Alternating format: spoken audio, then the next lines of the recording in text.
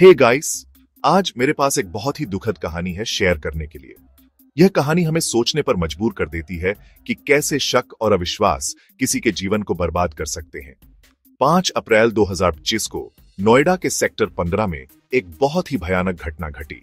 यह घटना न केवल उस परिवार के लिए बल्कि पूरे समाज के लिए एक चेतावनी है। 55 साल के एक आदमी नूरुल्लाह हैदर ने अपनी 42 साल की बीवी अस्मा खान, जो एक सॉफ्टवेयर इंजीनियर थी, उसकी हत्या कर दी। हथियार एक हथौड़ा। यह सुनकर ही रोंगटे खड़े हो जाते हैं। जी हां, आपने सही सुना, एक हथौड़ा। एक ऐसा साधारण सा उपकरण जो आमतौर पर घर के कामों में इस्तेमाल होता है, इस बार एक जान लेने के लिए इस्तेमाल हुआ। इस घिनौने काम के पीछे का मकसद, यह सवाल हर किसी के मन में उठता है।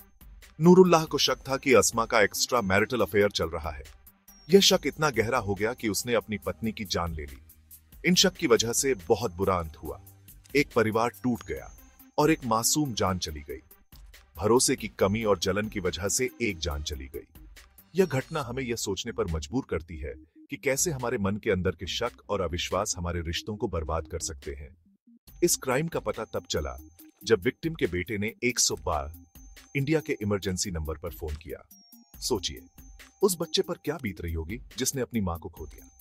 पुलिस और फॉरेंसिक टीम फौरन घटनास्थल पर पहुंची, पर तब तक अस्मा खान की मौत हो चुकी थी। यह दृश्य बहुत ही दर्दनाक था। सोचो, परिवार और आस पड़ोस वालों को कितना बड़ा झटका लगा होगा। एक पल में सब कुछ बदल गया। नूरुल्लाह हैदर अभी पुलिस कस्टडी में है। उसे अपने किए का पछतावा है या नहीं, ये तो वही जानता है। पुलिस हर एंगल से इन्वेस्टिगेशन कर रही है। वे ये जानने की कोशिश कर रहे हैं कि क्या वाकई में अस्मा का कोई अफेयर था या ये सिर्फ नूरुल्लाह का वहम था। वो नूरुल्लाह के शक की जांच कर रहे हैं और मेंटल स्ट्रेस और घर के झगड़ों जैसे कारणों पर भी ध्यान दे रहे हैं। यह देखना महत्वपूर्ण है कि क्या कोई और कारण भी थे जो इस घटना को अंजाम तक ले गए। पोस्टमार्टम रिपोर्ट अभी बाकी है, जिससे उम्मीद है कि इस दुखद घटना पर और ज्यादा रोशनी पड़ेगी।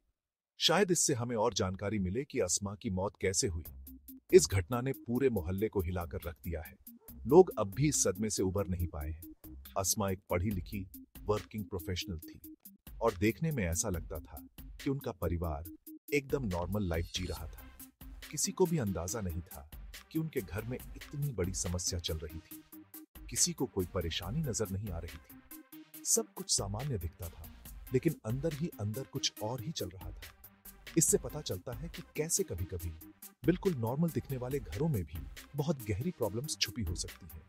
हमें हमेशा सतर्क रहना चाहिए और अपने प्रियजनों के साथ खुलकर बात करनी चाहिए। यह त्रासदी हमें याद दिलाती है कि शक और अविश्वास का रिश्तों पर कितना बुरा असर पड़ सकता है। यह हमें यह भी सिखाती है कि हमें अपने रिश्तों में पारदर्शिता और ईमानदारी बनाए रखनी चाहिए।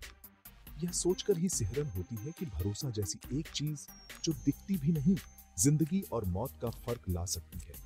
यह घटना हमें यह सिखाती है कि हमें अपने रिश्तों में विश्वास बनाए रखना चाहिए। ऐसी भयानक घटनाओं को रोकने के लिए हमें अपने अपनों से खुलकर और ईमानदारी से बात करनी चाहिए। हमें अपने रिश्तों में विश्वास और समझ बनाए रखना चाहिए। आज के लिए बस इतना ही दोस्तों। यह कहानी हमें यह सिखाती है कि हमें अपने रिश्तों में विश्वास बनाए रखना चाहिए और किसी भी शक को खुलकर बात करके दूर करना चाहिए। सुरक्षित रहें, अपनों का ख्याल रखें और याद रखें, भरोसा ही किसी भी रिश्ते की नींव होती है। यह नींव जितनी मजबूत होगी, हमारा रिश्ता उतना ही मजबूत होगा। अगली बार तक अपना ध्यान रखें और याद रखें, अपने रिश्तों में हमेशा ईमानदारी और विश्वास बनाए रखें।